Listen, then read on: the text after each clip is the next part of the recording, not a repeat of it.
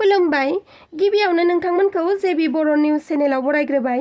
नोंथांमोननि थाखाय फुंबिलिनि मोननैसो खौरां लानानै फैदों। देहा गाज्रि जानायनि जाहोनाव गाराङा गाज्रि जादों, बिनि थाखायनो नोंथांमोननिसिम खौरांखौ मोजाङै फोसावनो हायाखै। अब्लाबो नोंथांमोना आंनि खौरांफोरखौ जोबजासे नायलांगोन होनना मिजिंथिबाय। रायजो सरकारा थांनाय सिगांफोराव आधार कार्डखौ सुबुंफोरनि सिनायथिनि थाखाय गोनांथार हिसाबै फोसावनानै होदोंमोन। बेबादिनो उन्दै उन्दै गथ'साफोरनि थाखायबो बे समाव आधार कार्डखौ गोनांथार हिसाबै फोसावनानै होदों। मिथिनो मोननाय बायदिब्ला 0-निफ्राय 5 बोसोर बैसोनि गथ'साफोरनि थाखाय गोनांथार जानाय आधार कार्डआनो जादों ब्लु आधार कार्ड। बे ब्लु आधार कार्डखौ आथिखालाव सरकारा उन्दै गथ'साफोरनि थाखाय फोसावनानै होदों। बयनिसिमबो बे खौरांखौ मिथिहोनाया जोबोरैनो गोनांथार जानानै फैदों। नंगौ, नोंथांमोना 0-निफ्राय 5 बोसोर बैसोसिम गथ'साफोर दङब्ला बे खौराङा नोंथांनि थाखाय जोबोरैनो गोनांथार। आथिखालाव 0 एबा जोनोम जागोदाननिफ्रायनो आसाम सरकारा बायदि बायदि मुलाम्फाफोर फोसावनानै होबोदों। सरकारनि गुबुन गुबुन सुबिदाफोरखौ लानो थाखाय बे ब्लु आधार कार्डआ गोनांथार जासिगोन। बिनिखायनो नोंथाङा जुदि 0-निफ्राय 5 बोसोर बैसोनि गेजेराव उन्दै गथ'सा दं, अब्ला थाबैनो बे ब्लु आधार कार्डखौ एप्लाइ खालामनानै लादो। नङाब्ला माब्लाबा समाव सरकारनि सुबिदाफोरखौ लानो सानब्लाबो नोंथाङा थालांनो गोनां जानो हागौ। बे ब्लु आधार कार्डखौ बाल आधार रुपे होननानैबो बुंनाय जायो। ब्लु आधार कार्डखौ अफलाइन आरो अनलाइन मोन्नैजोंबो एप्लाइ खालामनो हागोन। स्क्रिनाव होनाय अफिसियेल वेबसाइटनि गेजेरजों नोंथांमोनहा ब्लु आधार कार्डखौ अनलाइन एप्लाइ खालामनो हागोन। आरो जुदि अफलाइन एप्लाइ खालामनो गोसोब्ला आधार कार्ड बानायग्रा मिरुआव थांनानै बे ब्लु आधार कार्डखौ एप्लाइ बानायनो हागोन। बिदिब्ला गोबाव खालामाजासे ब्लु एबा बाल आधार रुपे कार्डखौ नोंथांमोना थाबैनो एप्लाइ खालामनानै लादो। बिमा गोमाजानाय 2 मावरिया गथ'फोरा रुखु रुखु गाबदों। आयै नों न'आव फैफिन, आयै नों न'आव फैफिन।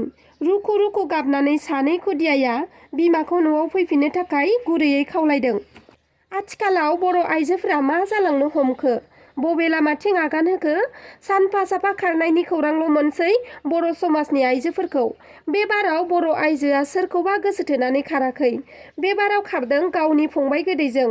बिश्वनाथ जिल्ला नर्थ वार्ड दख'रानि सिङाव थानाय सिजुसा गेटनि साखाथियाव थानाय 5 नं आलायसि गामिनि सासे हाबा जाखानाय फिसा 2 गोनांखा बर' आइजोआ फंबाय गोदैजों दोनखारलांदों। फंबाय गोदैजों दोनखारलांनाय आइजोनि मुङा जाबाय चरण बसुमतारीनि बिसि बिबारि बसुमतारी। बिबारि बसुमतारीया गथ' 2 आरो बिजावजालिफोरखौ लोगोनि फिसाजोनि आथिमंगलाव थांनो होनना थगायना फंबाय गोदै लिंनायजोंसो खारखुमानानै दं। फोरमायथिनाय बायदिब्ला बिबारि बसुमतारीया उदालगुरि जिल्ला चन्दना गामिनि इलुद दैमारी मुंनि सासे लाइमोनखौ 2024 मायथाइनि जानुवारि दाननि 2 खालार खालि लोगो मोनजेनो आरो बे समनिफ्रायनो बिबारि एबा फागुनिया इलुद दैमारीखौ फंबाय गोदै लिंनाय जायो। नाथाय 10 फेब्रुवारियाव बिबारि बसुमतारीया 11 बोसोर आरो 7 बोसोर बैसोनि गावनि आंगो गथ' 2 आरो फिसाय चरण बसुमतारीखौ नागारनानै फंबाय गोदै लिंनाय इलुद दैमारीजोंसो बहाबा खारखुमालाङो। फिसाय चरण बसुमतारीया फोरमायनाय बायदिब्ला गाव न'आव थानाय जायामोन। न'खरनि रांखावरिनि आंखालनि थाखाय गुबुन रायजोआव खामानि मावनो थाहैदोंमोन होननानै फोरमायथिदों। बे समावनो बिसि बिबारिया फिसाय गैयैखौ खाबु लानानै इलुद दैमारीजों फंबाय गोदै लिंफ्लाना लाइन मारिखुमायो आरो फिसा 2खौ आलाय सिलाय खालामनानै 10 फेब्रुवारि खालि बिबारि आरो इलुद 2बो बहाबा दोनखारलाङो। बिसि खारनाय जाथायखौ खौरां मोननाय लोगो लोगोनो फिसाय चरण बसुमतारीया हाखु दाखुयै गुबुन जायगानिफ्राय फैनानै सानब्रैनि उनावसो न'आव सफैनो हायो। गथ' 2नि मोखांखौ नायनानै आरो गावखौ अननानै बिसि बिबारिखौ न'सिम फैफिननो थाखाय खावलायहरदों फिसाय चरण बसुमतारीया। UPPLनि MCLA मुनमुन ब्रह्मनि हेंथायै UPPLनि केस होनाया दिनै जोबबाय। नंखाय एफिडेभिट होना बिसायख'थि गेलेदोंमोन होनना UPPLआ केस होदोंमोन। थांनाय 2022 मायथाइनि 21 जानुवारि खालाराव UPPLनि मिडिया एन्ड इनफरमेशन सेक्रेटारि आइफुसिन मण्डलआ representation of the people act 1951 section 125 clause A नि सिङाव MCLA मुनमुन ब्रह्मनि हेंथायै नंखाय एफिडेभिट खालामना बिसायख'थि गेलेदोंमोन होनना केस होदोंमोन। नाथाय बे UPPLनि नंखाय केस होनायाव मैया MCLA मुनमुन ब्रह्मआ देरहासार जायो। क'क्राझार CJM कर्टआ नंखाय एफिडेभिट नङामोन होनना मैया रोखा खालामनानै होबाय। 1 नं पर्बतजरा बियाबाव BPFनि सासे गोख्रों आइजो महरै बिजाथि जानानै थांनाय 2020 मायथाइनि BTC MCLA बिसायख'थियाव मनमोन ब्रह्मआबो बिसायख'थि गेलेदोंमोन। बे बिसायख'थियाव मनमोन ब्रह्म बिथाङा देरहासार जानो हादोंमोन। गेलेनायखौ लानानै थांनाय 2022 मायथाइनि 21 जानुवारि खालाराव रिप्रेजेन्टेशन दि people act 1951 section 125 clause A नि सिङाव सिआर केस नं 10/22 मनमोन ब्रह्मखौ नंखाय एफिडेभिट खालामनानैसो बिसायख'थि गेलेदोंमोन होनना UPPL नि मिडिया एन्ड इनफरमेशन सेक्रेटारि आइपुसेन मण्डलआ मनमोन ब्रह्मनि हेंथायै केस होदोंमोन। नाथाय बे केसआव मैया MCLA मनमोन ब्रह्मआ देरहासार जायो। बे केसआव मनमोन ब्रह्मखौ नंखाय एफिडेभिट खालामनानै बिसायख'थि गेलेयाखैमोन होनना मानगोनां क'क्राझार CJM कर्टआ रोखा खालामनानै होबाय। बे बिथिङाव MCLA मनमोन ब्रह्मआ नंखायखौ प्रमान खालामनानै सैथोखौ देरहाहोनायनि थाखाय CJM कर्टनिसिम साबायखर बावो।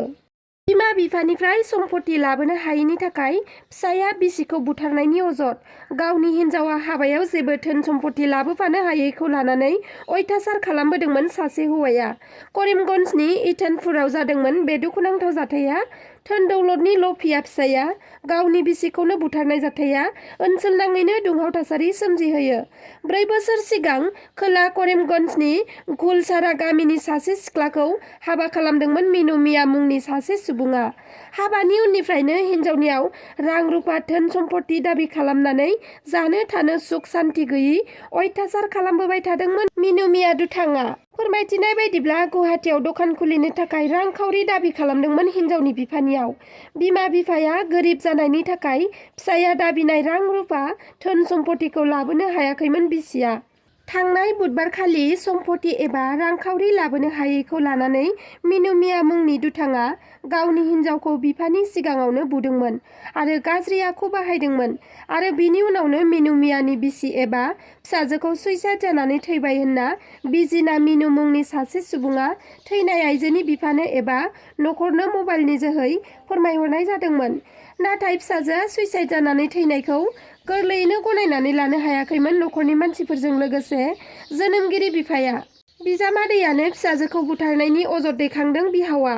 मानोना थैनाय आइजोनि देहायाव माखासे आघात जानायनि सिनफोरखौ नुनो मोननाय जादोंमोन।